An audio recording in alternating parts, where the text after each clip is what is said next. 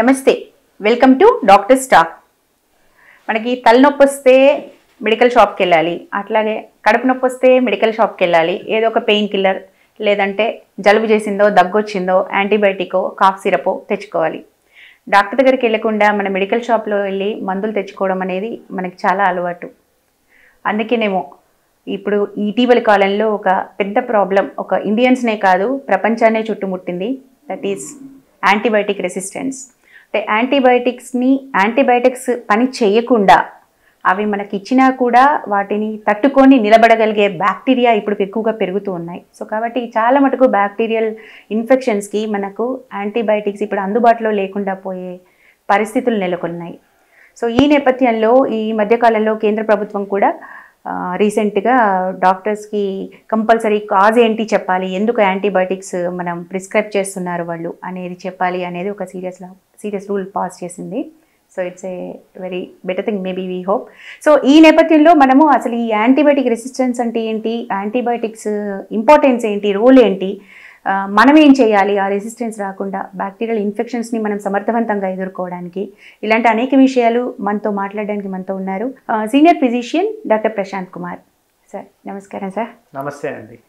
So sir, ఈ antibiotic resistance అనేది అసలు ఈ మధ్యకాలంలో ఏంటి చాలా రోజులుగా అది మనకి ఒక పెద్ద సమస్యగా పరిణమించింది. సో దీనికి ప్రధానమైన కారణం మన సొంత వైద్యం చేసుకోవడమే అంటారా, ఇంకేమైనా రీజన్స్ ఉన్నాయంటారా సార్? ఖచ్చితంగా ఈ యాంటీబయాటిక్ రెసిస్టెన్స్ అనేది ఫ్యూచర్లో మనకు చాలా ఇబ్బందులు క్రియేట్ చేస్తుందండి. నెక్స్ట్ జనరేషన్స్లో వాళ్ళకు జ్వరం వచ్చినా కూడా హాస్పిటల్లో అడ్మిట్ అవ్వాల్సిన పరిస్థితికి దారితీస్తుంది. ఇవన్నీ ఎందుకు అయ్యాయి? ఇదంతా కూడా ఓవర్ ద కౌంటర్ మెడికేషన్ వల్ల.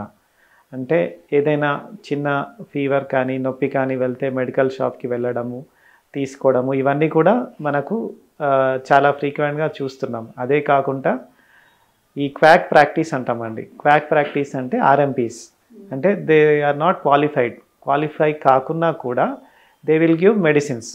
అంటే అంటే ప్రతి మనిషికి అదే విధమైన యాంటీబయాటిక్స్ ఇవ్వడము, ఒకవేళ జ్వరం తగ్గకుంటే వాళ్ళంతలా వాళ్ళే ఇంజెక్షన్స్, అంటే హై ఎండ్ ఇంజెక్షన్స్ కూడా ఇవ్వడం మనం చూస్తున్నాం. అంటే యాంటీబయాటిక్ ఇంజెక్షన్స్ కూడా చేస్తున్నారు. అందులో కూడా వాళ్ళకి ప్రాపర్ డోస్ తెలియదండి, ప్రాపర్గా ఎలా ఇవ్వాలి తెలియదు. సో ఇంప్రాపర్ అండ్ మిస్యూజ్ వాళ్ళకు, అలాగే డ్రగ్ టు డ్రగ్ ఇంటరాక్షన్స్ అంటాము, ఇవన్నీ కూడా తెలియకుండానే ఒక స్టీరాయిడ్, ఒక పెయిన్ కిల్లర్, ఒక యాంటీబయాటిక్ ఇలా ఇద్దామని మనం even in Hyderabad we still see quack practice, అంటే ఆర్ఎంపీస్ అని ఉంటారు. ఈ క్వాలిఫైడ్ పర్సన్స్ దగ్గర రాకముందు వీళ్ళు ఫస్ట్ ఏంటి ఒక ట్రయల్ అండ్ ఎర్రర్ మెథడ్ లాగా కొద్దిమంది వెళ్ళి అక్కడ ట్రై చేస్తున్నారు. Once they got relief they follow the same technique every time. అందరికీ కూడా అదే మెడిసిన్ ఇచ్చారు. అదే మెడిసిన్ ఏ జబ్బు అయినా కూడా ఒక స్టీరాయిడ్, ఒక పెయిన్ కిల్లర్, ఒక dose of antibiotic. Still I'm surprised, ఇంకా హైదరాబాద్లో కూడా ఇలాంటి ప్రాక్టీస్ కొన్ని చోట్ల ఇంకా కూడా ఉంది. మనం ఇంకోటి కోవిడ్ టైంలో ముఖ్యంగా చూసాము అందరికీ. డోలో అనేది నేషనల్ ట్యాబ్లెట్ అయిపోయింది, అజిత్రోమైసిన్ అనేది నేషనల్ ట్యాబ్లెట్ అయిపోయింది. ప్రతి ఒక్కరు కోల్డ్ కాఫ్ అనగానే మెడికల్ షాప్ వెళ్తున్నారు, ఒక డోలో ఒక అజిత్రోమైసిన్ తీసుకుంటున్నారు, అంటే వాళ్ళే సెల్ఫ్ మెడికేషన్ చేసుకుంటున్నారు. దీన్ని కనుక మనం ఆపకపోయినట్టయితే ఈ యాంటీబయాటిక్ రెసిస్టెన్స్ అనేది డెవలప్ అవుతుంది. ఇదేంటంటే ఫ్యూచర్లో ఏ మనిషికైనా మళ్ళీ యాంటీబయాటిక్ యూస్ చేసి అది బాడీ మీద పనిచేయదండి. ఆ బ్యాక్టీరియా కానీ అది బాడీలో డెవలప్ అయ్యే ఇన్ఫెక్షన్ అనేది అంటే డైరెక్ట్గా మనము పెద్ద యాంటీబయాటిక్స్కి వెళ్ళిపోవాల్సిన అవసరం వస్తుంది. అంటే ఇది అసలు ఎందుకు పని చేయకుండా అవుతుంది సార్? అట్లా మన బాడీలో కొంచెం ఇమ్యూనిటీ అనేది బ్యాక్టీరియాకి, అంటే that bacteria will dominate our immunity, అందులో కూడా చేంజెస్ వస్తాయండి. ఫర్ ఎగ్జాంపుల్ బ్యాక్టీరియాలో రెసిస్టెన్స్ పెరిగిపోతుంది. రిపీటెడ్గా ఆ డోసేజ్ అనేది ప్రాపర్గా తీసుకోకపోవడం వలన, సబ్ ఆప్టిమల్ డోస్ తీసుకోవడం వల్ల కూడా ఆ బ్యాక్టీరియా రెసిస్టెన్స్ పెరుగుతుంది. ఇదేంటంటే మళ్ళీ కొన్ని బ్యాక్టీరియా ఏం చేస్తుంది, దాని చుట్టూ సెల్ వాల్, అంటే ఒక లేయర్ లాగా యాంటీబయాటిక్ రెసిస్టెన్స్ రావడానికి ఒక లేయర్ లాగా ఫామ్ చేసుకుంటుంది దాని బాడీ చుట్టూ. దానివల్ల యాంటీబయాటిక్స్ కూడా పెనట్రేట్ కాని పరిస్థితి ఉంటుంది. సో ఇప్పుడు మనము రకరకాల యాంటీబయాటిక్స్ చూస్తాం. మనం పాత రోజుల్లో అన్నిటికీ పెన్సిలిన్ ఇచ్చేవాళ్ళు, కానీ ఇప్పుడు లేటెస్ట్గా చాలా యాంటీబయాటిక్స్ డెవలప్ అయ్యాయి. సెఫలోస్పోరిన్స్ అంటాము, ఓఫ్లాక్సిన్, సిప్రోఫ్లాక్సిన్ అనేది క్వినలోన్ గ్రూప్ అంటాము. ఈ అజిత్రోమైసిన్ అనేది మ్యాక్రోలైడ్. ఇంకా మనకు తెలిసి హై ఎండ్ గ్రూప్ అంటే కార్బాపినమ్స్ అంటాం, మీరోపినమ్, ఇమిపినమ్ ఇలాంటివండి. సో వీటికి కూడా రెసిస్టెన్స్ చూస్తున్నాము. సూపర్ బగ్స్ అని మీరు వినే ఉంటారు. సూపర్ బగ్స్ అంటే ఈ మీరోపినమ్, ఇమిపినమ్ ఇలాంటి వాటికి కూడా కొన్నిసార్లు పనిచేయదు. దాంట్లో ఈఎస్బిఎల్ అంటాం, అంటే ఎక్స్టెండెడ్ స్పెక్ట్రమ్ బీటా లాక్టమేజెస్. అంటే వీటిలలో కొన్ని ఎంజైమ్స్ రిలీజ్ అవుతాయి. అవేంటంటే మన బ్యాక్టీరియా కూడా ఈ యాంటీబయాటిక్స్ ఇచ్చినా కూడా పేషెంట్కి రికవరీ అనేది ఉండదు. అలాంటి పక్షంలో మళ్ళీ మనం ఈ మధ్యలో మనకు కొన్ని యాంటీబయాటిక్స్ మన సైంటిస్ట్ తయారు చేస్తూనే ఉన్నారు, రిజర్వ్ యాంటీబయాటిక్స్. అవి కూడా మనం కోవిడ్ టైంలో చాలామందికి వాడాల్సిన అవసరం వచ్చింది because of the antibiotic resistance. ఇప్పుడు కొన్ని అంటే సార్ బేసిక్గా ఇప్పుడు ఈ బ్యాక్టీరియా మామూలుగా యాంటీబయాటిక్ వెళ్ళి దాని బ్యాక్టీరియా మీద పనిచేసి దాన్ని నాశనం చేయాలి అని అంటే దాని సెల్ లోపలికి ఇది వెళ్ళాలి, బట్ వెళ్లకుండా ఒక ప్రొటెక్షన్ లేయర్ ని అది ఏర్పాటు చేసేసుకుంటుందండి.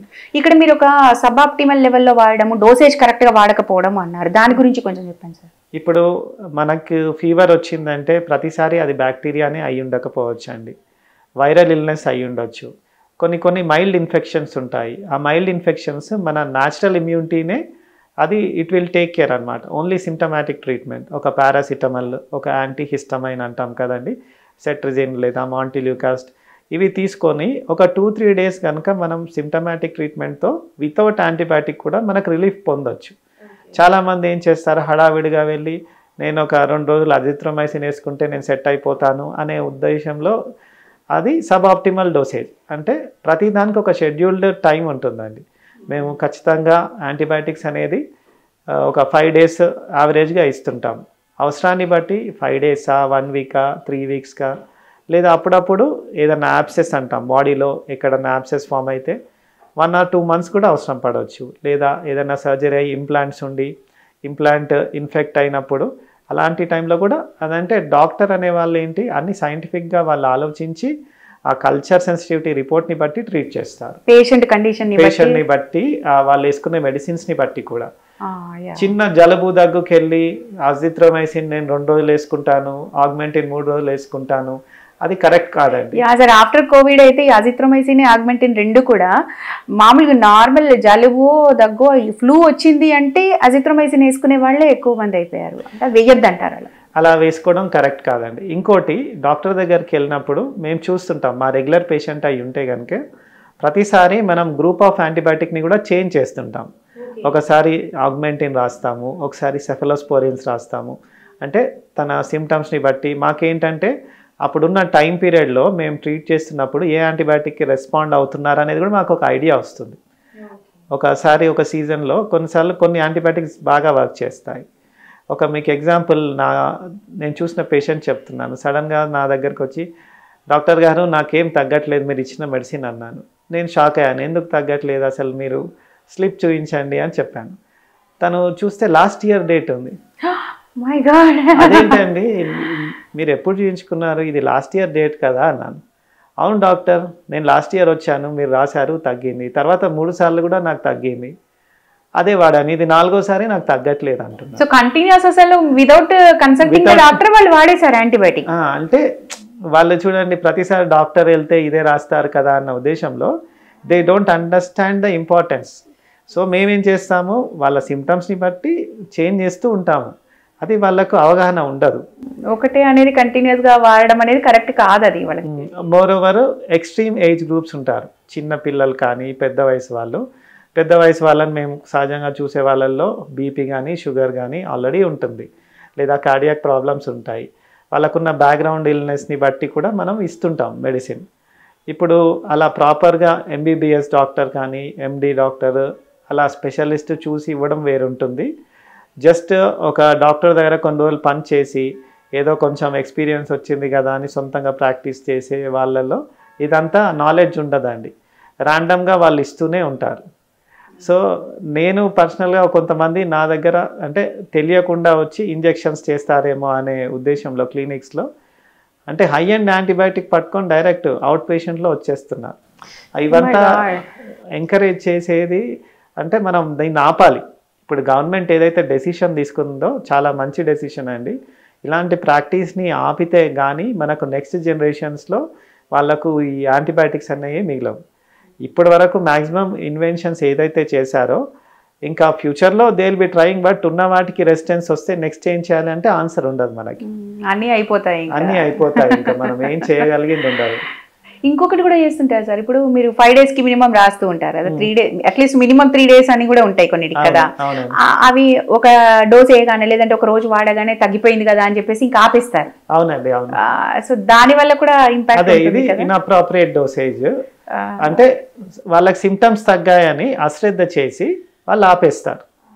ఇంకోటి మనకు ట్యూబర్క్లోసిస్, టీబీ జబ్బు అనేది కూడా మన ఇండియాలో కామన్గా చూస్తాం.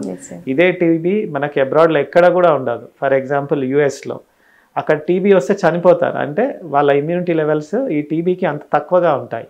మన ఇండియాలో ఏంటంటే బీసీజీ వ్యాక్సిన్ పుట్టగానే ఇవ్వడము, దీనివల్ల కొంచెం మనకు ప్రొటెక్షన్ ఉంటుంది. కోవిడ్లో కూడా మన ఇండియన్స్ తట్టుకున్నంతగా వేరే కంట్రీస్ తట్టుకోలేదు. న్యాచురల్గా మన ఇండియన్స్ ఇమ్యూనిటీ సమ్హౌ కోవిడ్ని తట్టుకుంది. అలాగే ఈ టీబీ మెడిసిన్ కూడా మిస్యూజ్ అవుతుంది.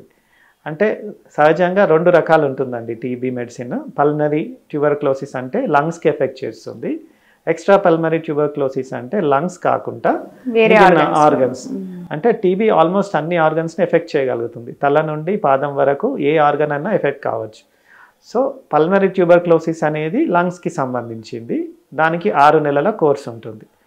నెక్స్ట్ ఎక్స్ట్రా పల్మరీ ట్యూబర్క్లోసిస్ అంటే బోన్ ట్యూబర్క్లోసిస్, స్పైన్ ట్యూబర్క్లోసిస్, లేదా లింఫ్ నోడ్స్ అంటాం. కొంతమంది గడ్డలుగా వస్తాయి, లింఫ్ నోడ్స్ మెడలో కామన్గా చూస్తాం. వీళ్ళలో ఎక్స్ట్రా పల్మరీ ట్యూబర్క్లోసిస్ అంటాం. సో వీళ్ళల్లో ఏంటి, మనకు 1-2 weeksలోనే రెస్పాన్స్ స్టార్ట్ అయిపోతుంది. మెడిసిన్స్ అనేది తీసుకోగానే సిమ్టమ్స్ తగ్గాయని చెప్పి వాళ్ళు కంప్లీట్ కోర్స్ వాడకుండా డాక్టర్ గారిని కలవకుండా ఆపేస్తారు. దానివల్ల ఏమవుతుంది, ఏదైతే ఫస్ట్ రెస్పాండ్ అయ్యిందో దాని రెస్పాన్స్ నెక్స్ట్ ఉండదు. సో వాళ్ళు they may come back after 1 year. Doctor గారు మీరు రాశారు, మాకు అప్పుడు 2 వారాలు వాడాము, తగ్గింది, ఆపేసాము, ఇప్పుడు మళ్ళీ వచ్చింది. సేమ్ మెడిసిన్ వాళ్ళకి పని చేయకపోవచ్చు. ఇది మల్టిపుల్ డ్రగ్ రెసిస్టెంట్ ట్యూబర్క్లోసిస్ అంటాం, MDR టీబీ. సమ్ టైమ్స్ ఇది లైఫ్ థ్రెటనింగ్ కూడా ఉంటుంది. ఈ హెల్త్ ప్రొఫెషన్లో ఉన్న వాళ్ళు మేము డాక్టర్స్, సిస్టర్స్, స్టాఫ్ కొన్నిసార్లు ఎఫెక్ట్ కావడమే మల్టీ డ్రగ్ రెసిస్టెంట్ ట్యూబర్క్లోసిస్ అంటాం. అట్లా ఎఫెక్ట్ చేసినప్పుడు ఆ సిమ్టమ్స్ అనేవి సివియర్గా ఉంటాయి, వాళ్ళని ట్రీట్ చేయడం కూడా కష్టం అవుతుంది. క్లాసికల్ 6 నెలల కోర్సు, 1 year కోర్స్ అని కూడా కాదు, కొన్నిసార్లు 2 years వరకు కూడా ఇవ్వాల్సి వస్తుంది. హాస్పిటల్ ఇన్ఫెక్షన్గా వస్తుందేమో సార్. అంటే ఈ ప్రాపర్గా మెడిసిన్ వాడకపోవడం వల్ల, అంటే improper usage of any medicine, either it is antibiotics, TB medicine కానీ ఎలాంటిదైనా కూడా ఇలా చేయడం వల్ల ఆ రెసిస్టెన్స్, అంటే ఆ మందులు పని చేయకుండా అయిపోతాయి. అంటే ఇక్కడ కూడా సార్ అంటే సగం మెడిసినే వాడడం, సగం డోసే వాడడం వల్ల, కొద్ది డోసే వాడడం వల్ల అప్పుడు కూడా సర్టెన్ బ్యాక్టీరియా ఇది ప్రొటెక్షన్ లేయర్ని ఏర్పాటు చేసుకోవడమే అవుతుందా? ఎలా ఇదేంటంటే మనం కంప్లీట్ ఇరాడికేషన్ అంటే కంప్లీట్గా బాడీలో ఉన్న బ్యాక్టీరియా అంతా వెళ్ళిపోవడం. ఈ ఇరాడికేషన్ కాకుండా మనం తీసుకున్న దాంట్లో కొంచెం లోడ్ అనేది తగ్గుతుంది ఇనీషియల్గా. ఆ తగ్గినప్పుడు ఆటోమేటిక్గా సిమ్టమ్స్ తగ్గడము, హెల్దీ ఫీలింగ్ రావడం ఇవన్నీ జరుగుతాయి. వాళ్ళు మేము రికవర్ అయిపోయామనుకొని డాక్టర్స్ని కలవకుండా ఓన్ డెసిషన్స్ మీద అది ఆపేస్తారు. తర్వాత మిగిలిపోయిన ఆ కొద్దిపాటి బ్యాక్టీరియా కానీ అది స్లోగా మల్టిప్లై అవుతుంది. ఈ బ్యాక్టీరియా చాలా ఇంటెలిజెంట్ అండి, అవి తెలుసుకుంటాయి దేని నుండి ఎస్కేప్ కావాలని. అట్లా స్లోగా అవి సర్వైవ్ అవుతూ ఏదైతే ఆ రెసిస్టెన్స్ డెవలప్ అవుతుందో అవి సర్వైవ్ అవుతూ అదే విధంగా మల్టిప్లై అయిపోతుంది. సో సగం జనాభా చనిపోవడానికి ఇది కారణము. సో దీన్ని తప్పించుకోవాలి అని నెక్స్ట్ మల్టిప్లై అయ్యేవి బలంగా అవుతాయి, వాటి లోపల అవి చేంజెస్ చేసుకుంటాయి. సో ఇలా మనకు ట్యూబర్క్లోసిస్, నెక్స్ట్ యాంటీబయాటిక్స్. ఇంకొకటి నేను చెప్పాలనుకుంది ముఖ్యంగా, ప్రతి దానికి యాంటీబయాటిక్సే కాదండి. అంటే ఫీవర్ కానీ ఏదన్నా అన్ని ఇన్ఫెక్షన్స్కి యాంటీబయాటిక్స్ అనే కాదు. ఇప్పుడు మనం కోవిడ్ వైరస్ చూసాము, నెక్స్ట్ స్వైన్ ఫ్లూ వైరస్ చూసాము, డెంగ్యూ వైరస్ చూసాము. డెంగ్యూలో అన్లెస్ అంటిల్ అంటే సెకండరీ ఇన్ఫెక్షన్స్ వచ్చే వరకు యాంటీబయాటిక్ రోలే లేదు. అంటే మనం కామన్గా అందరికి తెలిసిందే డెంగ్యూ ఫీవర్ డయాగ్నోస్ కానీ యాంటీబయాటిక్ కాదు, ఫస్ట్ హైడ్రేషన్ ఇవ్వాలి. వాళ్ళలో ఇంటర్నల్ డీహైడ్రేషన్ ఉంటుంది, సిమ్టమాటిక్ ట్రీట్మెంట్ ఇవ్వాలి, వైటమిన్స్ ఇవ్వాలి, ప్లేట్లెట్ ఒకవేళ మరీ పడిపోతే అప్పుడు ప్లేట్లెట్స్ ఇవ్వాలి.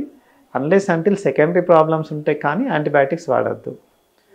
ఇప్పుడు కామన్ కోల్డ్ కామన్గా తీసుకుంటున్నాం మనం. కామన్ కోల్డ్ రన్నింగ్ నోస్ రాగానే వెంటనే యాంటీబయాటిక్ స్టార్ట్ చేయకూడదండి. We have to wait, we have to take antihistamines. అది తగ్గిపోతే అప్పుడు మనం తీసుకోవచ్చు. ఈ మాంటెలికాస్ లాంటివి పర్వాలేదా సార్? అది అంటే ఏ మందుకైనా ఒక టైం లిమిట్ ఉంటుందండి. వాడి దానికి కూడా ఏమైతుంది, బాడీ రెస్పాండ్ కాకుండా అయిపోతుంది. అంటే మీరు పదే పదే జలుబు రాగానే మాంటెలికాస్ చేసుకున్నారు, మీకు అది వేసుకున్నా కూడా మీకు అదే ప్రాబ్లమ్స్ వస్తుంది.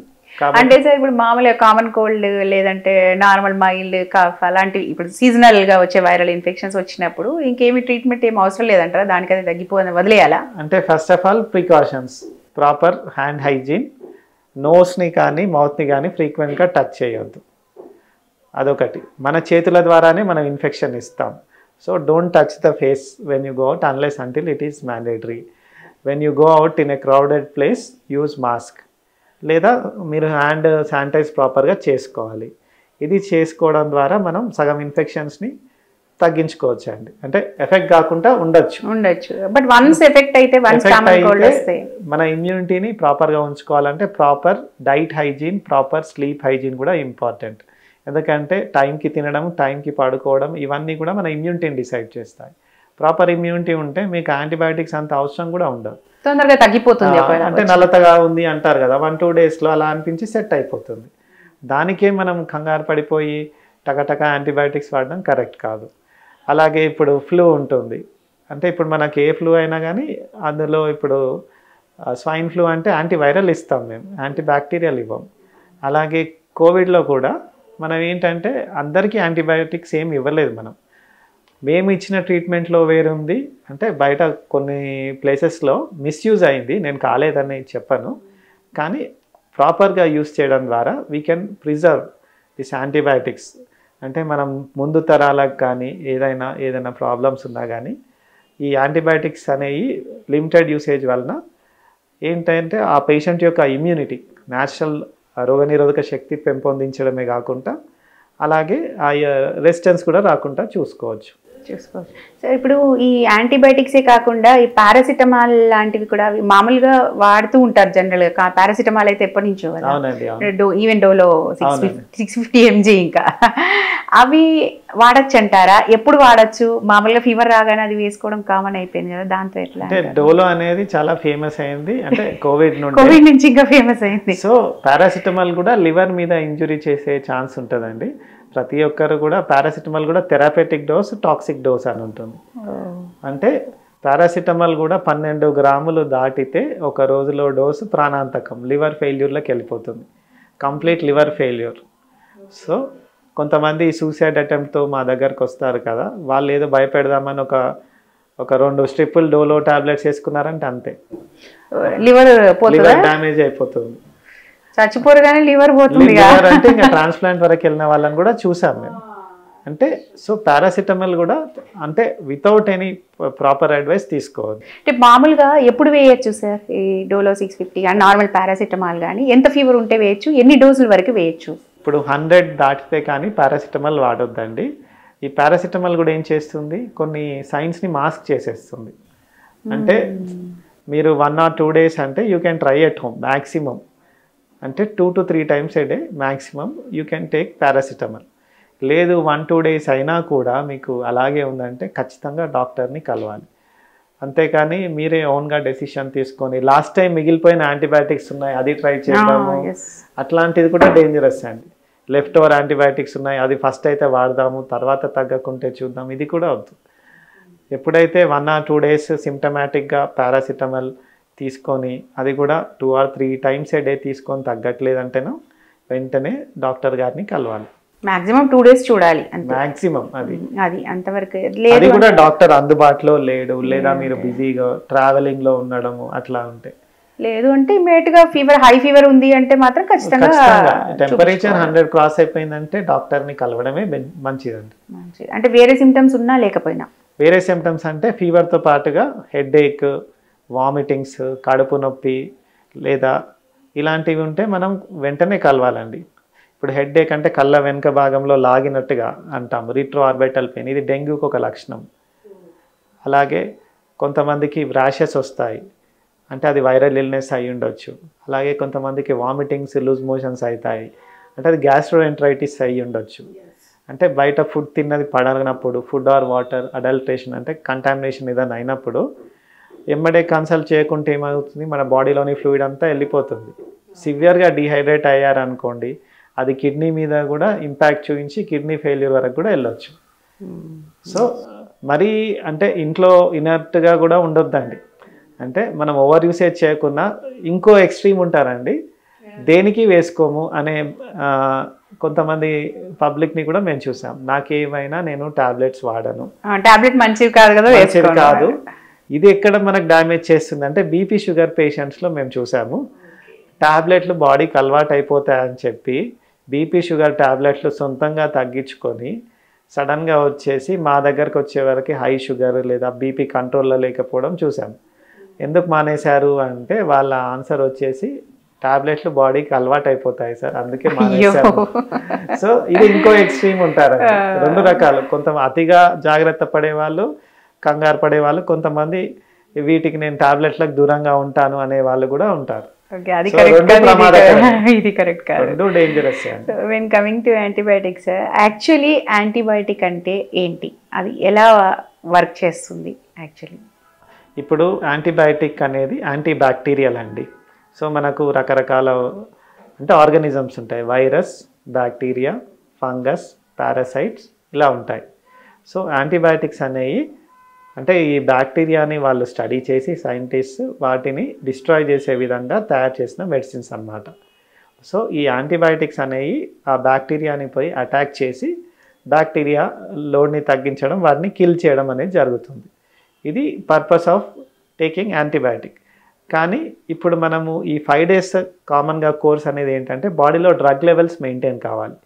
1 లేదా 2 డోసులు తీసుకోవడం వల్ల ఆ బ్యాక్టీరియా లోడ్ తగ్గిన కొన్ని రోజులు ఆ మెడిసిన్ యొక్క లెవెల్స్ అనేవి బాడీలో మెయింటైన్ అయితే అది మళ్ళీ గ్రో కాకుండా ఉంటుంది.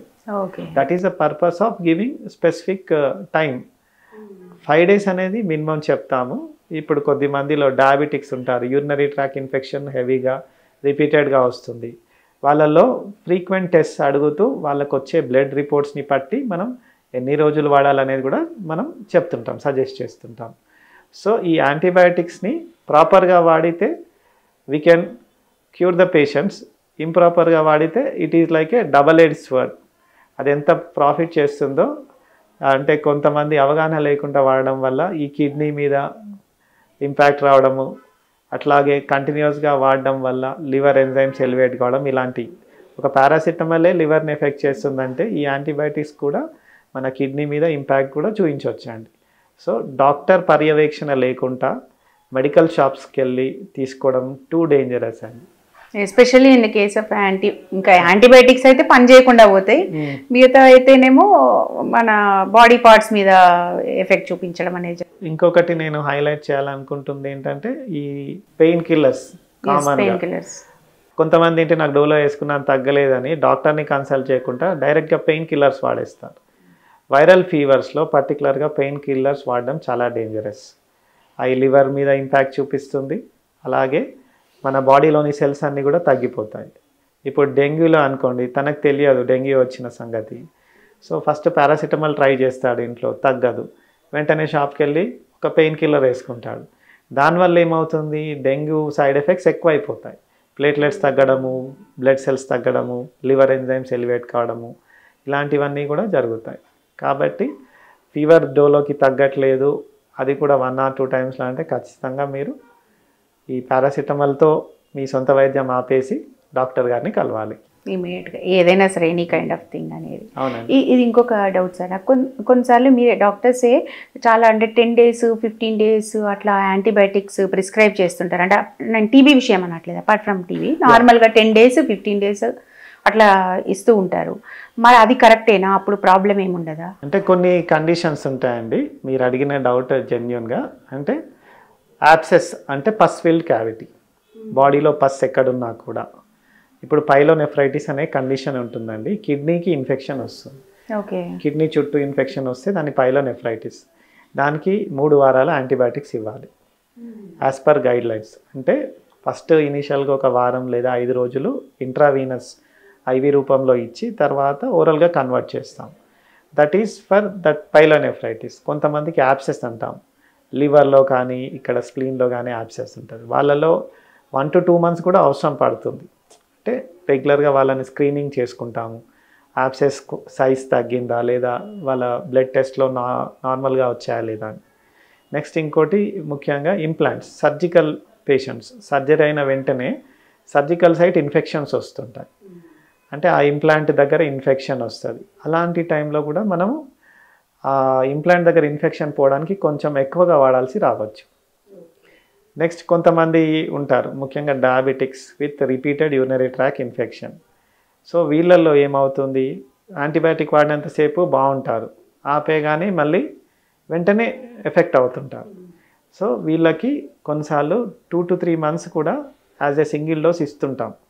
అంటే ఇదంతా మేము ఇండివిజువలైజ్ చేస్తాం. పేషెంట్ యొక్క కండిషను, పాస్ట్ హిస్టరీ, ముందు ఏ మెడిసిన్ వాడారు, వాళ్ళు కల్చర్ రిపోర్ట్స్ అని చేయిస్తుంటాం. కల్చర్లో ఏది సెన్సిటివ్ ఉంది, ఇదంతా కూడా మేము సైంటిఫిక్గా ఎవిడెన్స్ బేస్డ్గా మెడిసిన్ ఇస్తుంటాం. అంటే ఇట్లా బ్లైండ్గా ఇవ్వమండి మేము ఇచ్చేది. కాబట్టి అది డోసు అది కూడా 10 days అది వాడాల్సిందే, ఆ 3 వారాలు dosage. That is very appropriate dose as per patient condition and the reports. అది కాకుండా ఏ టెస్ట్ లేకుండా వాడడం కరెక్ట్ కాదు. మేము కూడా అది సపోర్ట్ చేయం. నాకు 5 రోజులు ఇచ్చాను తగ్గలేదు, డాక్టర్ దగ్గర ఏం పోతాం, ఇంకో 5 రోజులు వాడడం, ఆ యాటిట్యూడ్ కరెక్ట్ కాదు. డాక్టర్ గారు ఇచ్చారు తగ్గలేదు, వెంటనే కన్సల్ట్ చేయండి. ఇంకేదైనా ప్రాబ్లం ఉన్నా వాళ్ళు డయాగ్నోస్ చేస్తారు, అవసరమైతే యాంటీబయాటిక్స్ మారుస్తారు. అంతేగాని మీ సొంతంగా మాత్రం తీసుకోవడం అనేది బ్లండర్. దట్స్ ఏ బ్లండర్ అండి, దట్స్ ఏ బ్లండర్. డాక్టర్స్ కూడా అది కూడా వీళ్ళు కూడా వెళ్ళేది ప్రాపర్ డాక్టర్ దగ్గరికి వెళ్తేనే ప్రాపర్ గా యాంటీబయాటిక్స్ వస్తాయి. అవునండి, మీరు అన్నట్టు క్వాక్స్ నుంచి తీసుకొని ఏది పడుతుంది అట్లాగే మెడికల్ షాప్ లో తీసుకోవడం కూడా it's not that is very dangerous, చాలా dangerous. Okay okay, thank you sir, thank you so much. నమస్తే సార్.